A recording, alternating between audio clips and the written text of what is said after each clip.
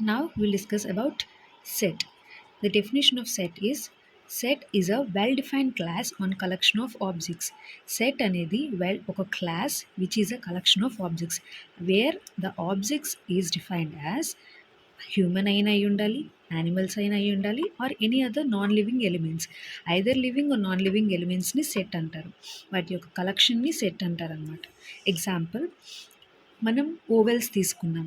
A equals to vowels. దీని యొక్క set ఎలా రాస్తామంటే x is a letter in the English alphabet. ఇది అనేది ఒక ఇంగ్లీష్ ఆల్ఫబెట్. ఈ లెటర్స్ అనేవి ఇంగ్లీష్ ఆల్ఫబెట్లో ఉన్నాయి. Where these letters are vowels. ఈ లెటర్స్ అనేవి ఓవెల్స్ అనమాట. దీని యొక్క సెట్ ఇలా రాస్తాం. ఇంకో ఎగ్జాంపుల్, బి ఈక్వల్స్ టు మనం ఈవెన్ నెంబర్స్ రాసుకున్నాం, or even numbers are multiple of 2 అని కూడా చెప్పచ్చు. Which are where X is an even number which are less than 8 కన్నా తక్కువ ఉన్నాయి కాబట్టి దీని మనం ఈ వాల్యూ 0, 2, 4, 6 అనే వాల్యూస్ తీసుకున్నాం. దీని యొక్క సెట్ ఇలాగా డిఫైన్ చేస్తాం. ఇప్పుడు types of set. First one universal set, empty set, subset, equality of sets, disjoint sets and proper subset.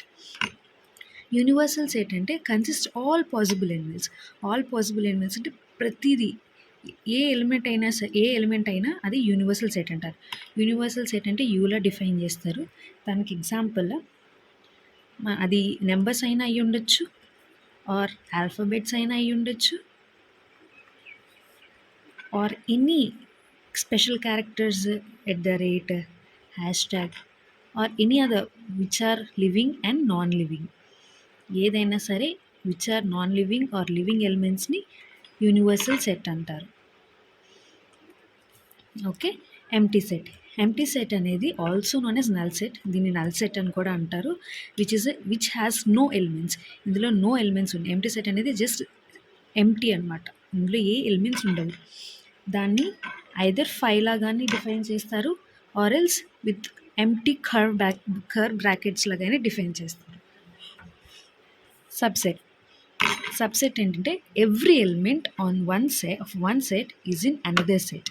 అంటే ఒక సెట్లో ఉన్న, ఫర్ ఎగ్జాంపుల్ మనం ఏ అనే సెట్ తీసుకున్నాము, అందులో 1, 2 అనే వాల్యూస్ తీసుకున్నాం. అలాగే బి అనే సెట్లో 1, 2, 3, 4 అనే వాల్యూస్ తీసుకున్నాం.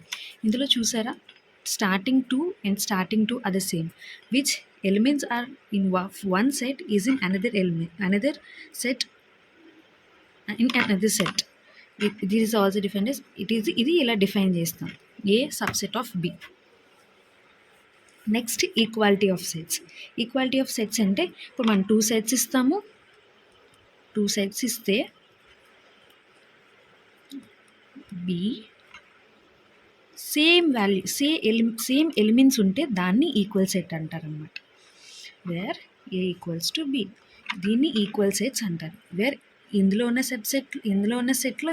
సెట్స్లో కూడా సేమ్ ఎలిమెంట్స్ ఉంటే దాన్ని ఈక్వాలిటీ ఆఫ్ సెట్స్ అంటారు. డిస్జాయింట్ సెట్స్ అంటే 2 sets, either 2 or more sets.